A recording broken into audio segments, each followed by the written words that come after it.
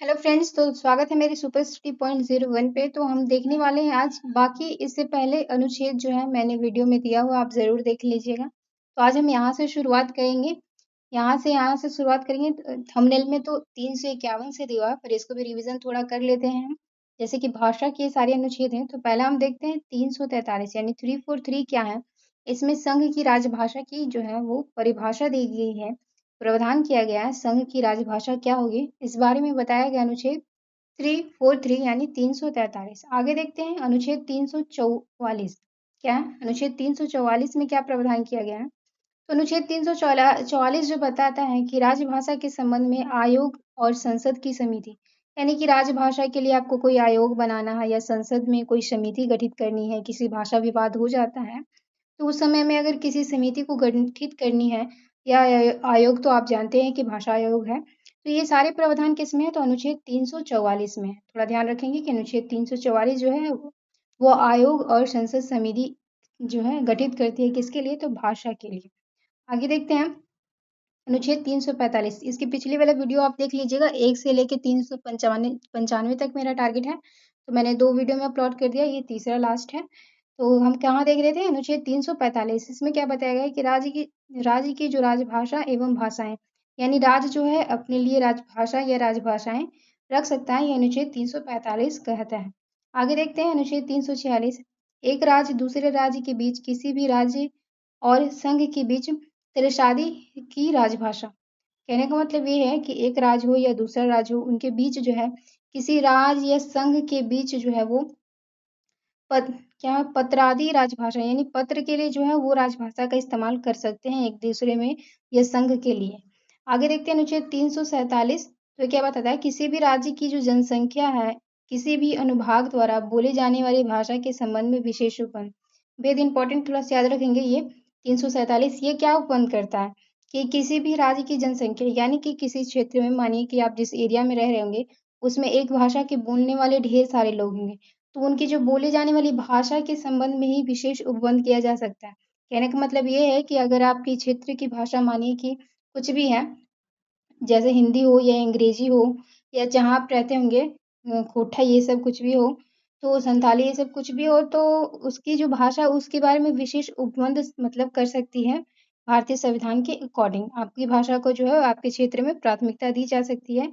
ये अनुच्छेद 347 बताता है। आगे बढ़ते हैं अनुच्छेद 348 हम देखेंगे। तो अनुच्छेद 348 क्या बोलता है कि उच्चतम न्यायालय या उच्च न्यायालय और अधिनियम विधेयक आदि के लिए प्रयोग की जाने वाली भाषा। देखिए इसका सब क्लोज भी है। इसका सब क्लोज आप कैसे जानेंगे, तो आप मेरा शॉर्ट वीडियो देखिए, मैंने ये दोनों को जो है सब क्लोज को बताया है बोर्ड पे।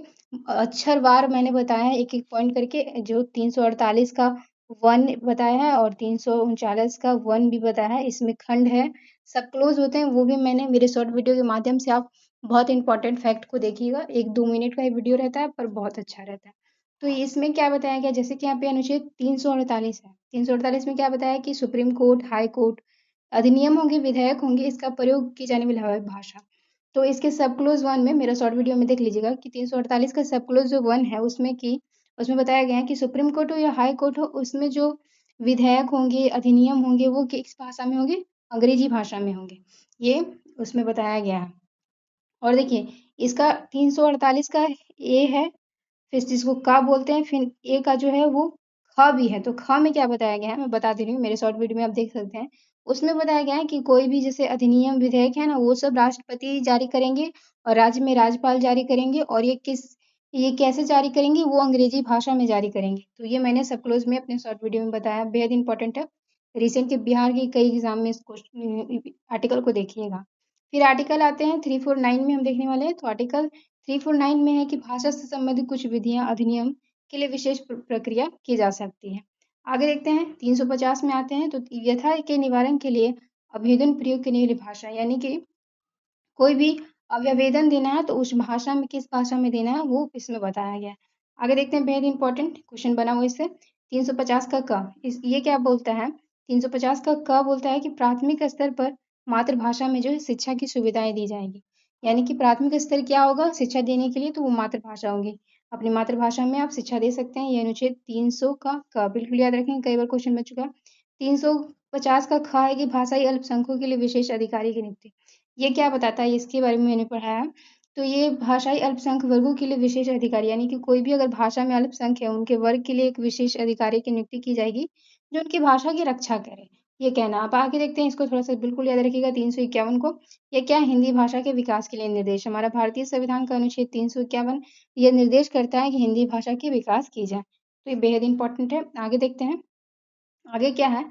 आगे हम आपात में पहुँच चुके हैं, आपात उपबंध, तो ये तो आप कई बार पढ़ चुके होंगे, पता ही होगा आपको। फिर भी रिवीजन करते हैं कि 352 क्या बोलता है, अनुच्छेद 352 कि आपात की उद्घोषणा। कहने का मतलब है कि ये इसमें सिर्फ ये बताया गया है कि आपात उद्घोषणा हो जाएगा, यानी कि आपातकाल का घोषणा हो जाएगा, ये अनुच्छेद 352 बताता है। आगे देखते हैं 353 क्या बताता है कि आपात की उद्घोषणा का प्रभाव, यानी आपात तो घोषणा में आ गया कि हाँ आपातकाल लागू हो गया, तो उसके प्रभाव क्या होंगे, ये जो है 353 बताता है। आगे हम देखते हैं। अच्छा लगे तो ज़रूर सेशन को लाइक कीजिएगा और मेरा शॉर्ट देखिए। मैं एक और चीज़ बताना चाहती हूँ दोस्तों, मेरा हैंड रिटन नोट्स जो 2 प्रकाशन और एक न्यूज़पेपर से मैंने लिखा है, ₹11 पर मंथ में है। जैसे जुलाई मंथ का आपको मिलेगा, जून मंथ का मिलेगा, आने वाले अगस्त मंथ का मिलेगा। ये हैंड रिटन से बहुत सटीक तैयारी के साथ मतलब इसको तैयार किया है मैंने। ये आपको लेके आप पढ़ेंगे तो बहुत अच्छा, और मैं जो बोर्ड वीडियो पर पढ़ाने वाली हूँ, उसका भी पीडीएफ आपको मिलेगा। बस करंट अफेयर मंथली ₹11 है, जो कि बहुत ही सटीक है। इधर-उधर ज़्यादा हैंड रिटन नोट से आप तैयारी कीजिएगा तो आपको सटीक याद रहता है, और उसका मैं रिवीजन भी लाइव आके करवा दूँगी।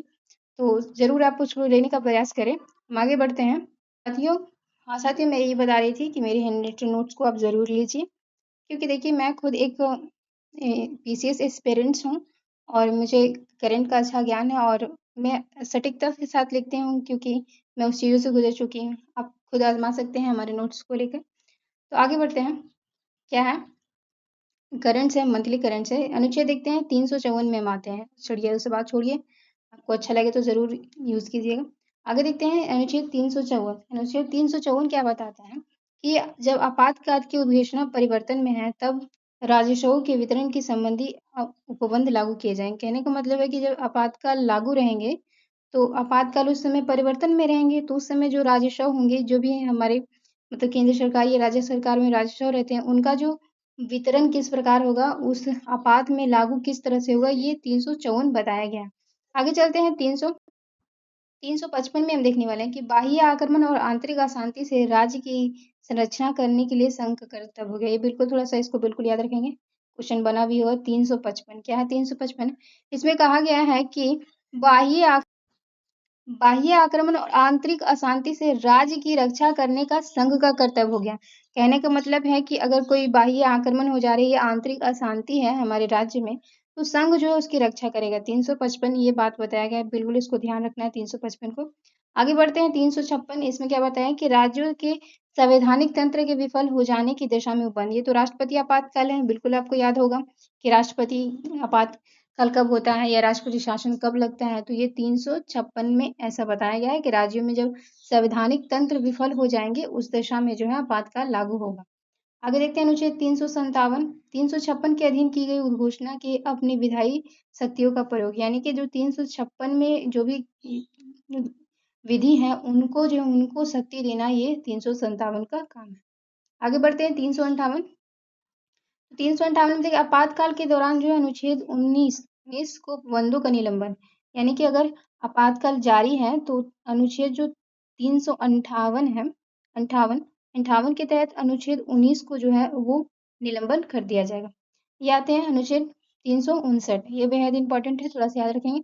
आपातकाल के दौरान जो है भाग 3 द्वारा पदित मौलिक अधिकारों को परिवर्तन में लाया जाएगा, यानी कि जो अनुच्छेद 359 है, 359 जो है, इसमें क्या होता है कि अनुच्छेद 20 और 21 को निलंबन कर दिया जाता है राष्ट्रपति के द्वारा। थोड़ा सा याद रखिएगा, क्वेश्चन बनता है। 360 भी आप जानते होंगे, कई बार पढ़ चुके हैं कि 360 में जो विधीय आपात के बारे में उपबंध है, जो कि एक बार भी विधीय आपात नहीं लगा हुआ हमारे भारत में। आगे बढ़ते हैं कि 361 में क्या बताया गया कि राष्ट्रपति, राज्यपाल और राज्य प्रमुख का संरक्षण, जो भी राष्ट्रपति हैं या राज्यपाल हैं, उनके राष्ट्र प्रमुखों का संरक्षण किया जाएगा। आगे देखते हैं 361 का भी है, तो इसमें संसद और राज्यों के विधानमंडलों की कार्यवाहियों के प्रकाशन का संरक्षण है। अगर संसद या विधानमंडल कोई भी कार्यवाही का प्रकाशन कर रहे हैं, यानी कि वो प्रकाशन का गलत इस्तेमाल या गलत कुछ हो उसके लिए संरक्षण बनाया गया 361 के क्रम। आगे बढ़ते हैं 365 में देखने वाले हैं। अनुच्छेद 365 क्या प्रावधान करता है कि संघ द्वारा दिए गए निर्देशों का अनुपालन करने के लिए उनके प्रभावी में असफलता का प्रभाव। संघ कोई भी अगर निर्देश दे रही है तो उसको पालन करना है, उसको प्रभावी करने में असफल जो प्रभाव होंगे उसके बारे में अनुच्छेद 365 में बताया गया है।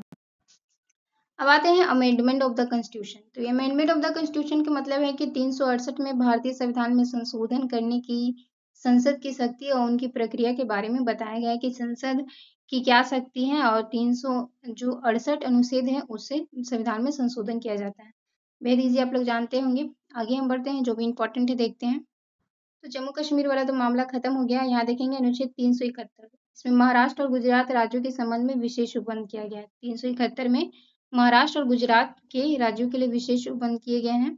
371 क में जो है नागालैंड राज्य के लिए विशेष उपबंध है। 371 ख है, ख में असम के लिए है और 371 ग है, ग में मणिपुर के लिए, घ में आंध्र प्रदेश के लिए। और फिर देखते हैं घ के बाद आता है जिसे अंगा कहते हैं, उसमें आंध्र प्रदेश के लिए, च सिक्किम के लिए, छ मिजोरम के लिए और ज आंध्र प्रदेश राज्य और उसके जो विशेष उपबंध है वो बताए गए हैं ज में। एक बार और देख लेंगे हम। क किसके लिए था तो नागालैंड के लिए, ख असम के लिए, ग मणिपुर के लिए, घ आंध्र प्रदेश के लिए, ड जो है वो आंध्र प्रदेश के लिए, आंध्र प्रदेश और उसके विश्वविद्यालयों की स्थापना के लिए है। और आगे देखते हैं अनुच्छेद च सिक्किम राज्य के लिए, छ मिजोरम के लिए और ज अरुणाचल प्रदेश के लिए है। आगे देखते हैं 371 का झ देखेंगे तो गोवा राज्य के लिए है, झ गोवा में झरना है, झ गोवा राज्य के लिए है। और आगे बढ़ते हैं तो एक इम्पॉर्टेंट अनुच्छेद है 373 की निवारक निरोध में रखे गए व्यक्तियों के संबंध में कुछ दशाओं में आदेश करने की जो शक्ति है वो राष्ट्रपति की है। ठीक है, आगे बढ़ते हैं, देखते हैं 392 क्या है कि कठिनाइयों को दूर करने के लिए राष्ट्रपति की शक्ति, संक्षिप्त नाम, प्रारंभ, भाषा हिंदी में, पथकृष्ट पाठ और निरंसन ये सब होंगे। अनुच्छेद ये देखते हैं 393, इस संविधान में संक्षिप्त नाम का अच्छा जो संविधान में हमारा भारत का संविधान है उसका संक्षिप्त नाम के बारे में विशेष प्रावधान किया गया है। और आगे देखते हैं तो कुछ नहीं, यहाँ पे हम देखने वाले हैं कि 395 में जो है इसके द्वारा भारत स्वतंत्रता अधिनियम 1947 तथा भारत शासन अधिनियम 1965 को जो है निरस्त कर दिया गया अनुच्छेद 395। तो आगे चलते हैं, ये सारे अनुच्छेद थे जो इम्पोर्टेंट थे वो मैंने बता दिया। अच्छा लगे जरूर सेशन को लाइक कीजिएगा।